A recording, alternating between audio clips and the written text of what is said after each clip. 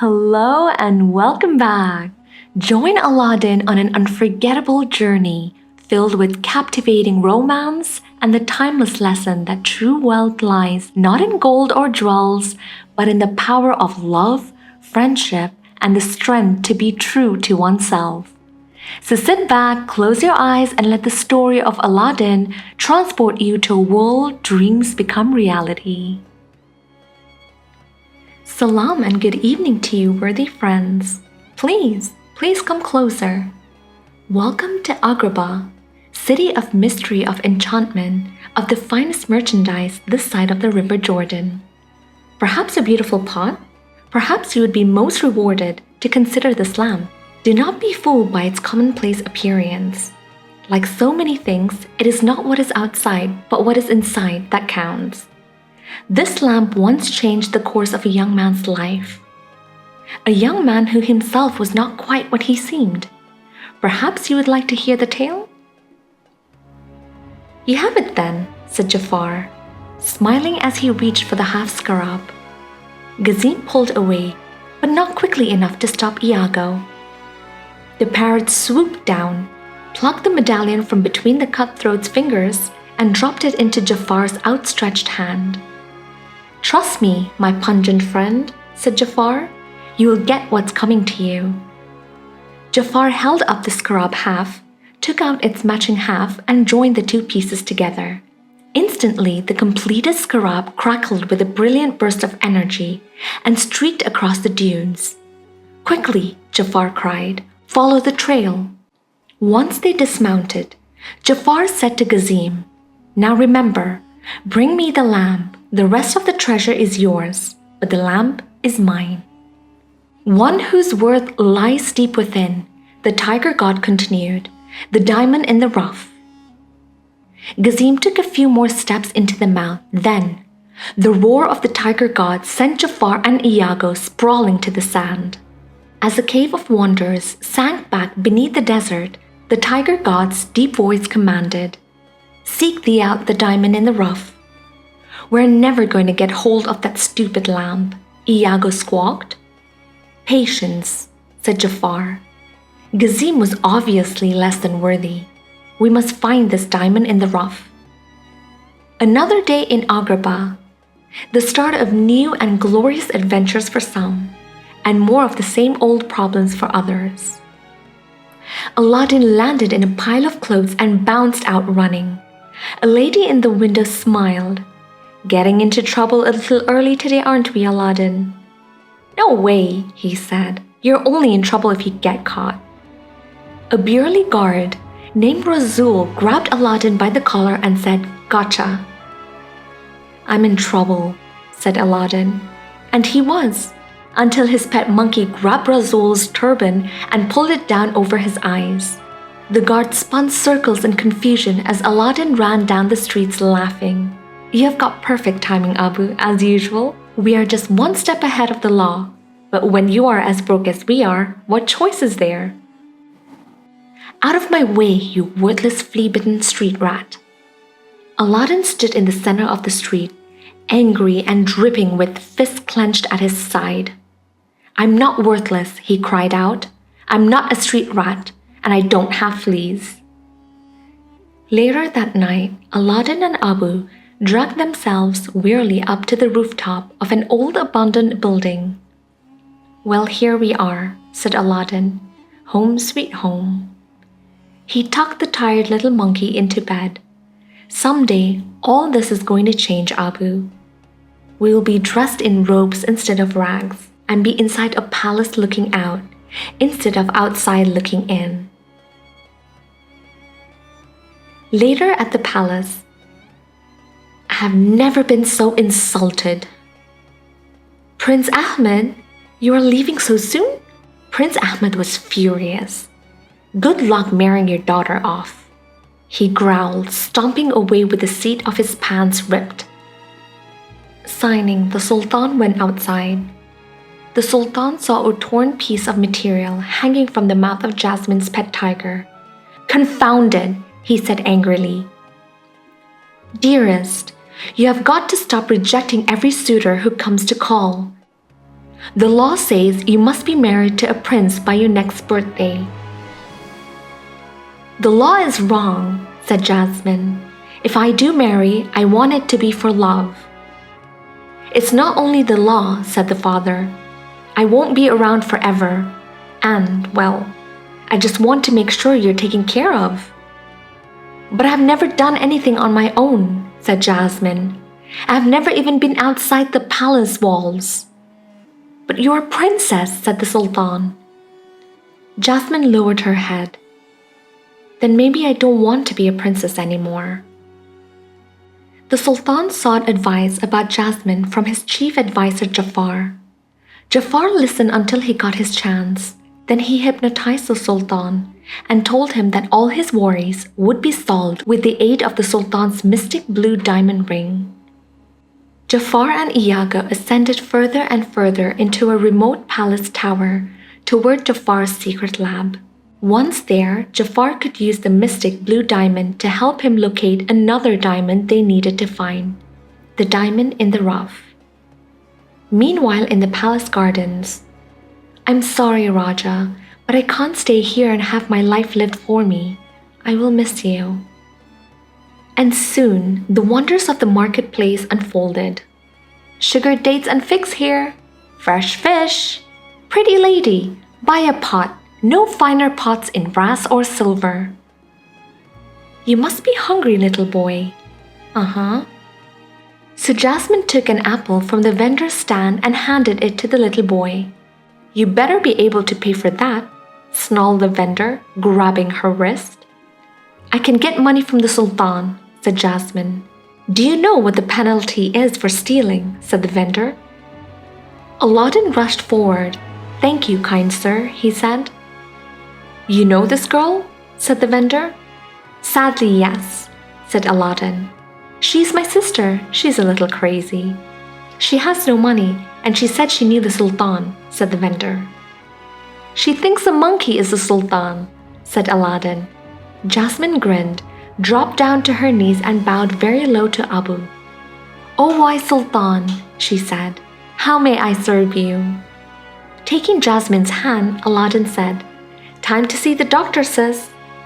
The vendor decided to let Jasmine go until he saw Abu grabbing some apples. Then he chased them for half a block before giving up. Jafar saw Aladdin helping Jasmine onto a rooftop, and he smiled. Then the secret chamber echoed with his wild and maniacal laughter. It wasn't long before sunset when Aladdin brought Jasmine to his rooftop home. "It's not much really," he said, "but it's got a great view. The palace looks pretty amazing, huh?" "Oh yes, wonderful."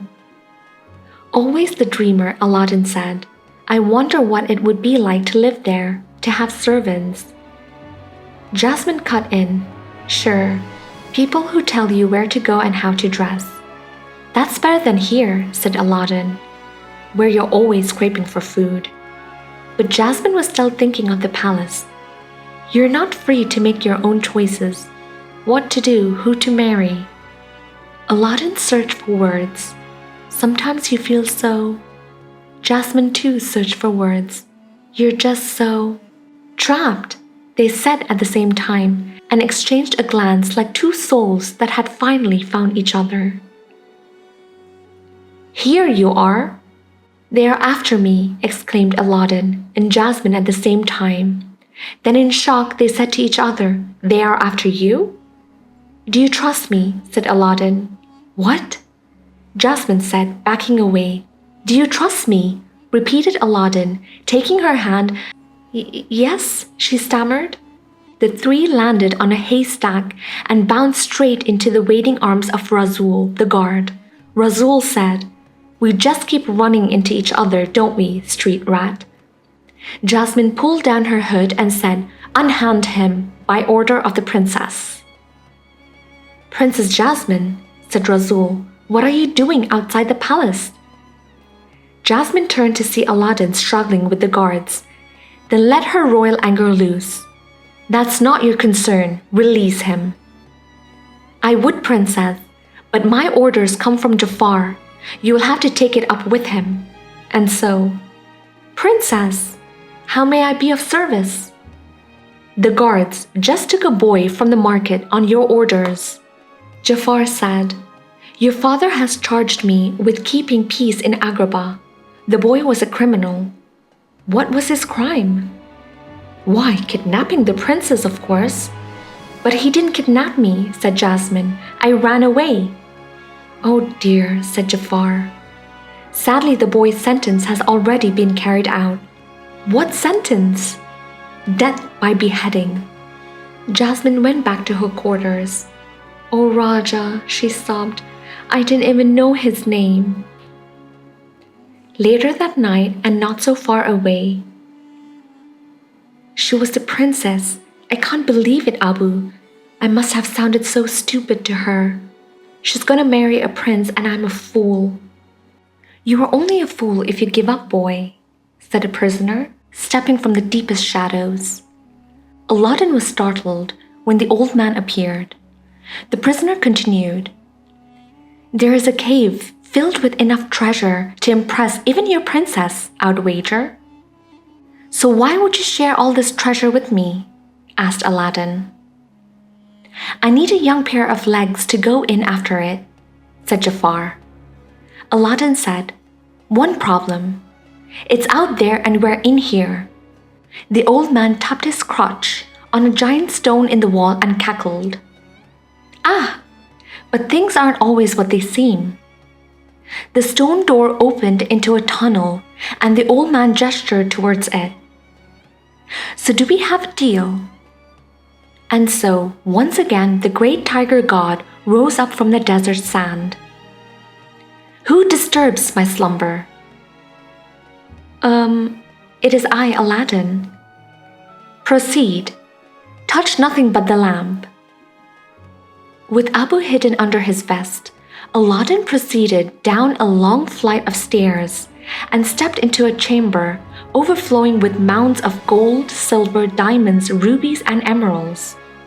"Look at all this," said Aladdin. "Just a handful would make me richer than Sultan." "Remember, Abu, don't touch anything." They searched and searched for the lamp without success. Then finally, Abu turned around to discover that they were being followed by a magic carpet. "Hey, maybe he can help," said Aladdin. "Carpet, we're trying to find this lamp." And the carpet knew right where to take them. "There's the lamp, up there in the light." So Aladdin crossed the water to get the lamp while Abu waited behind. Then something bright caught Abu's attention, just as Aladdin reached for the lamp. "Abu, no!" shouted Aladdin. But Abu had already snatched the giant ruby from the statue. "Infidels!" roared the voice of the tiger god. "You have touched the forbidden treasures." The tiger god's words echoed through the cave. "Now you shall never again see the light of day." Aladdin stood, framed in a column of light, holding the lamp in his hands. What could he do? The cave began collapsing around him, and he fell from a great height. "Thanks, carpet, let's move." The magic carpet flew Aladdin and Abu towards the stairway that led outside, but a huge boulder landed on the carpet and pinned it to the ground. Aladdin and Abu were forced to continue on foot. Aladdin clutched the top of the stone stairway, with rocks crashing down from above. He stretched out his hand, offering the lamp, but it was just beyond Jafar's grasp. Jafar leaned forward, reaching for the lamp, reaching for a treasure he had struggled so long to possess. Then finally, the lamp was within his reach. Abu tried desperately to pull Aladdin to safety. "And now here's your reward, boy," cried Jafar, kicking loose Aladdin's grip, "your eternal reward." Enraged, Abu bit Jafar on the hand. Jafar howled in pain and hurled Abu down after Aladdin. The two fell together. "So much for the diamond in the rough," Jafar snarled. "Ha! It's mine," said the evil vizier, as he searched in the folds of his cloak with the power of this lamp. After saving Abu and Aladdin, the carpet swooped to the ground. Then Aladdin looked around. "We are trapped," he said. "That son of a jackal." Well, whoever he was, he's long gone with that lamp. Then Abu grinned and produced the battered brass lamp. Why, you little thief, laughed Aladdin. Taking the lamp, he examined it closely, then rubbed its tarnished surface. I think something's written here. Hi, where are you from? What's your name? Said the genie. Aladdin, stammered Aladdin. Aladdin, said the genie. Hello, Aladdin. Nice to have you on our show. Can we call you Al? Or maybe just Din? Suddenly, the genie transformed himself into a gigantic blue Scotsman wearing a kilt. Or how about Laddie? Sounds like, here boy, come on laddie. Then the genie became a genie again. Say, you're a lot smaller than my last master, he noted, eyeing Aladdin critically. Either that or I'm just getting bigger. Wait a minute. I'm your master? That's right, said the genie. I'm your certified genie of the lamp, right here for your wish fulfillment. Wish fulfillment? Said Aladdin. 3 wishes to be exact. Rule number 1, I can't kill anybody. Rule number 2, continued the genie, turning himself into a huge pair of lips. I can't make anybody fall in love with anybody else. And then he gave Aladdin a big juicy smack on the kisser. Finally, the genie said, and rule number 3, I can't bring people back from the dead. It's not a pretty picture. I don't like doing it. I don't know, Abu, said Aladdin, pretending to ignore the genie. He probably can't even get us out of this cave. Looks like we're gonna have to find our own way out. Excuse me, said the genie, pointing at himself. Are you looking at me? Did you wake me up? Did you bring me here? And all of a sudden you're walking out on me? I don't think so. So the genie pulled Aladdin and Abu onto the magic carpet. In case of emergency, he said, exits are here, here, and here. That day, Jafar, this is an outrage. From now on, you are to discuss sentencing prisoners with me before they are beheaded. I assure you, Your Highness, it won't happen again. After Jasmine left the room, Iago squawked, to think we have got to keep kissing up to that chump and his chump daughter for the rest of our lives. Jafar shook his head, only until she finds a chump husband, then she will have us banished or worse. Wait, what if you marry the princess? Iago suggested. Then you become the Sultan. Jafar smiled at the idea. Meanwhile, thank you for choosing your magic carpet for all your travel needs. Don't stand until the rug has come to a complete stop. Well, how about that, Mr. Doubting Mustafa? Oh, you sure showed me, said Aladdin. Now, about my 3 wishes. Does my ears deceive me? 3? You are down by 1, boy. Actually, I never wished to get out of the cave, Aladdin said. You did that on your own. All right, no more freebies, said the genie. Aladdin paced back and forth. So 3 wishes, he mused. What would you wish for? Me? Said the genie. Freedom. You are a prisoner in the lamp? Said Aladdin, amazed. The genie shrugged. It's part and parcel of the whole genie gig. Phenomenal cosmic powers, itty-bitty living space. Aladdin was shocked. Genie, that's terrible. Oh, but to be free, said the genie, to be my own master. Such a thing would be greater than all the magic and all the treasures in all the world. I'll do it, promised Aladdin. Yeah, right. No, I promise, said Aladdin. After I make my first 2 wishes, I'll use my 3rd wish to set you free. Well, here's hoping, said the genie. Then he grinned. So, let's make some magic. How about it? What is it you want most? Well, there's this girl. Wrong. I can't make anybody fall in love, remember? But Genie, she's smart and fun and well beautiful, said Aladdin. And she's got these eyes that just... and this hair and her smile. Aladdin sighed. But she's the princess. To even have a chance, I would be, "Hey, I got it. I wish for you to make me a prince." "One prince coming up." "Now for transportation," said the genie, pointing to little Abu. "What better way to make your grand entrance down the streets of Agrabah than riding your very own?" Later that day, Jafar read a passage to the Sultan. "If a princess has not chosen a husband by the appointed time, the Sultan shall choose for her." But Jasmine hated all those suitors, said Sultan. The Sultan became quite confused. "But I thought the law says that only a prince can marry a princess. I'm quite sure." "Desperate times call for desperate measures, my lord," said Jafar, making his cobra-headed staff glow with hypnotic light. "And these are desperate times, aren't they? You will order the princess to marry me." Suddenly, sounds of a parade broke the hypnotic spell. "What? I heard something," said the Sultan. The Sultan watched the parade from his balcony.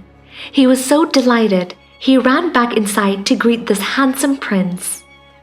Jafar turned to Sultan and said, "What makes him think he is worthy of the princess?" "Just let her meet me, Your Majesty," said Aladdin. "I will win your daughter." As Jasmine stomped from the room, the Sultan comforted Aladdin. "Don't worry, Prince Ali," he said. "Just give Jasmine time to cool down. I'm sure she'll warm to you." Jafar spoke in a low, menacing voice, more to himself than to Iago, who sat on his shoulder. That night, "If you want to court the little lady," said the genie, "be yourself." "What? A street rat?" said Aladdin. "That's the last thing I want to be. When I see her, I'm going to be smooth, cool, and confident," he posed. "How do I look?" "Like a prince," said the genie with a sign. Soon after, Jasmine was startled by a voice in the night that called out her name. Jasmine leaned closer to Aladdin and looked at him strangely. "Do I know you?" No," Aladdin said nervously. "You remind me of someone I saw in the marketplace," said Jasmine. "The marketplace?" Aladdin laughed. "I have servants who go to the marketplace for me, so it couldn't have been me you met." The genie turned himself into a bee and buzzed up to Aladdin's ear. "Enough about you," said the little blue bee. "Talk about her, the hair, the eyes. Pick a feature." Aladdin nodded, took the hint, and began by stammering, Jasmine." Then he recovered quickly. "You are very, splendid, wonderful, magnificent, glorious, punctual, beautiful, and every other swaggering peacock I have met," she said, jamming Aladdin's turban down over his eyes. "Oh, go jump off a balcony." "You're right," said Aladdin. "You should be free to make a choice. I'll go now." And he stepped off the balcony. "Wait, no," cried Jasmine, rushing to the edge of the balcony.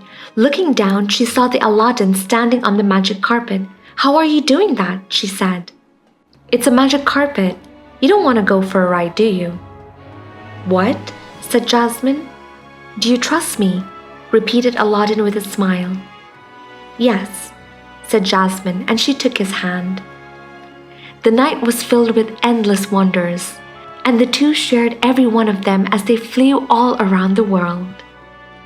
And many hours later, "This is all so magical. It's a shame Abu had to miss it," she continued. Aladdin shrugged. "He doesn't really like flying." "So you are the boy from the marketplace," said Jasmine, crossing her arms. "Who are you really? Tell me the truth." "The truth is, I sometimes dress as a commoner to escape the pressures of palace life, but I really am a prince." "Why didn't you just tell me?" said Jasmine. Well, you know," said Aladdin, "royalty going out into the city in disguise. It sounds a little strange, don't you think?" "Not that strange," said Jasmine, snuggling up beside him. Once back at the palace, their night together ended in a kiss, and Aladdin floated away, drifting through the palace gardens on the magic carpet. For the first time in my life, things are starting to go right, he thought dreamily. Aladdin was so happy, he didn't even notice that anything was wrong until the palace guards grabbed him off the carpet. Jafar stood before Aladdin and said, "I'm afraid you have worn out your welcome." He turned to the guards. "Make sure he's never found." The cliffs overlooking the sea were high, and the waters were deep. With a ball and chain locked to his ankle, Aladdin swiftly sank to the bottom. As his eyes were closing, he saw his turban lying on the soft silt. Inside the turban lay the lamp, just within reach. Aladdin managed to rub the lamp with a fingertip, just before he passed out. The genie came out of the lamp, scrubbing his back. It never fails. You get in the bath and there's a rub at the lamp. Then he saw the problem. "Al, kid, snap out of it. You can't cheat on this one. I can't help you unless you make a wish. Say, Genie, I want you to save my life. Got it?" Frantic, the genie wiggled Aladdin's chin up and down in a nod. "Okay," said the genie, "I'll take that as a yes." The genie raised Aladdin to the surface just in time, and once Aladdin was free of his chains, he gave the genie a huge hug. Meanwhile, the Sultan was entering Jasmine's chambers. "Oh, father," the princess said, "I'm so happy." "You should be," said the Sultan in a hypnotic trance. "I have chosen a husband for you. You will wed Jafar." "But father," Jasmine cried, "I chose Prince Ali." Prince Ali left, like all the others. "Better check your crystal ball again, Jafar," said Aladdin, striding into the room. Jafar gasped. "Prince Ali!" "Tell them the truth, Jafar. You tried to have me killed." "What ridiculous nonsense! Your Highness, he's obviously lying." "Obviously lying." "Father, what's wrong with you?" "I know what's wrong," said Aladdin, and he snatched Jafar's cobra-headed staff and smashed it to the floor. The Sultan blinked. "Oh my," he said, dizzy and staggering. "What's going on?" Aladdin showed the Sultan the ruined staff. "Your Majesty," he said, "Jafar's been controlling you with this." "Your Majesty," said Jafar with clenched teeth and a smile, "all this can be explained." "Forget it," Iago squawked. "Dig a grave for both of us. We are dead." Then Jafar looked down and saw what Aladdin carried in his turban. "This is not done yet, boy." "Guards, arrest Jafar at once." "Find him. Search everywhere." "I can't believe it. Jafar, my most trusted counselor, a traitor. This is horrible, just horrible." Then Sultan turned around, saw that Aladdin held Jasmine in his arms, and immediately forgot about the treacherous vizier. "Oh, you brilliant boy! You two will be wed at once, and someday you will be Sultan." Jafar's laughter echoed through the dark and secret chamber inside the palace. Jafar could not contain the full measure of his evil glee. "We have got to get out of here, Jafar," squawked Iago, flapping his wings madly. "We have got to start packing." But Jafar kept laughing. "He's cracking up on me," said Iago. "Jafar, get a grip." As dawn broke, Aladdin sat in his chamber, brooding. "Sultan," he said to himself, taking out the lamp, "they want me to be Sultan." He rubbed the lamp and the genie appeared. "Aladdin, you have just won the heart of the princess," said the genie. "What are you going to do next?" Aladdin didn't say anything, so the genie whispered, "Your line is, I'm going to free the genie." "Genie, I can't." "Look, I'm sorry," continued Aladdin. "I really am. But they want to make me Sultan, and without you, I'm just Aladdin." "But Al, you won." "The only reason anybody thinks I'm worthy anything is because of you," said Aladdin. "What if Jasmine finds out the truth? She'll hate me." The genie lowered his head and turned away. Aladdin reached out for his friend. Genie, I need you. I can't wish you free. Fine, I understand. After all, you have lied to everyone else. Hey, I was beginning to feel left out. Now, if you'll excuse me, Master. Genie, I'm sorry, said Aladdin. But the genie ignored him and slipped back into his lamp. He even stuck out his tongue. Oh, fine, said Aladdin, throwing the lamp down on his bed. Then just stay in there. Jasmine called from outside and Aladdin rushed out to meet her. Iago saw his opportunity and sneaked into the room. Is Jafar going to be happy to see you? He squawked to the lamp. On a scale of 1 to 10, he will think I'm an 11. Once outside, Aladdin joined Jasmine in the garden. Ali, where have you been? She said, taking him by the arm. Father's about to make the announcement. Jasmine, there's something I've got to tell you. Later, she said, tugging at him, we must hurry. Meanwhile, in Jafar's secret laboratory. At last, the lamp, the genie, the power is mine. Smoke swirled out of the lamp, and the genie materialized with his back turned and his arms crossed. You know all, said the genie, I'm getting. Then he turned and saw Jafar holding the lamp. I am your master now, said Jafar. Grant me my first wish. I wish to rule on high as Sultan. Meanwhile, as Aladdin climbed the balcony, he looked up and saw giant clouds brewing a magical storm. The Sultan's royal robes began to shimmer. Then, with a flash of light, they disappeared, leaving him in his underwear. What's going on? Said the Sultan. He got a quick answer from Jafar, magically appeared before them wearing the Sultan's clothes. Jafar, you vile betrayer, said the Sultan, shivering. That's Sultan, vile betrayer to you, laughed Jafar. We will see about that, said Aladdin, as he reached into his turban, but the turban was empty.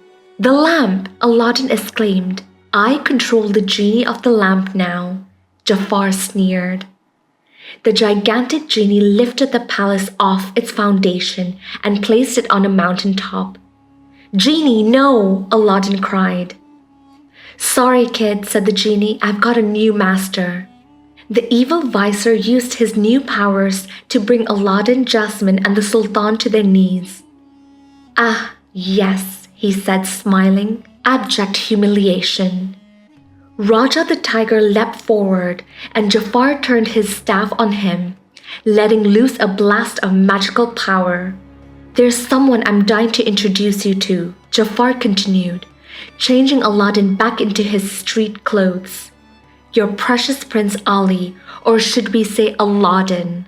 I tried to tell you, Aladdin said to Jasmine. Then Jafar flung Aladdin and Abu into a tower and sent it railing to the ends of the earth. The tower landed in a desolate, snow-laden wasteland. Somewhere at the ends of the earth, a voice broke through the icy winds. Abu, are you okay? I'm sorry, I have made a mess of everything. I should have freed the genie when I had the chance. I've got to go back and set things right somehow. And then, as if by request, the carpet flew out of the fallen tower, swept them out of the snow, and headed back to Agrabah. Later, Jafar sat on his throne and made his third wish. Genie, I wish for Princess Jasmine to fall desperately in love with me. Master, said the genie, there are a few addendas. Don't talk back to me, you big blue lute, said Jafar. You will do what I order you to do, slave. Jasmine glanced up and saw Aladdin peering through a window. He had come back to rescue her, and she knew just how to help. Oh, Jafar, she said, you know, I never realized how incredibly handsome you are. That's better, Genie, said Jafar. This completely confused the genie until he happened to turn around. And your beard is so twisted, said Jasmine. This was more than Jafar had hoped for. Then he saw a reflection of Aladdin in Jasmine's crown. He turned. How many times do I have to kill you, boy? Then he unleashed his power on Aladdin. Princess, your time is up, said Jafar. And he used his powers to place Jasmine inside a giant hourglass. As the sands began to pour down upon her, Abu tried to help. "Don't toy with me," Jafar snarled. He turned Abu into a small mechanical monkey that clanged little toy cymbals. "You never should have come back, street rat," said Jafar, and he threw a circle of fire around Aladdin. "Get the point?" He laughed. Suddenly, swords rained down from above, and Aladdin had to dodge widely back and forth. "Are you afraid to fight me yourself, you coward snake?" he challenged. "A snake, am I?" said Jafar. "Perhaps you would like to see just how snake-like I can be." "You fool," hissed Jafar, wrapping Aladdin in his coils. "You thought you could outwit the most powerful being on earth? You're not so powerful," said Aladdin. "The genie has more power than you will ever have. Your wish is my command," said the genie sadly. Then he granted Jafar's final wish. As Jafar grew into a monstrous genie, Aladdin took a sword and smashed the hourglass that held the princess prisoner. Jasmine fell to her knees, freed from the smothering sands, and gasped, "What have you done?" Aladdin took her hands in his and said, "Trust me." "What?" cried Jafar, as golden manacles clamped shut around his wrists. "You wanted to be a genie?" said Aladdin, holding a new lamp. "You got it, and everything that goes along with it." "No!" Jafar wailed desperately, but he was sucked into the lamp in a whirlwind of black smoke. "Shall we?" said the genie, flinging Jafar's lamp far across the horizon.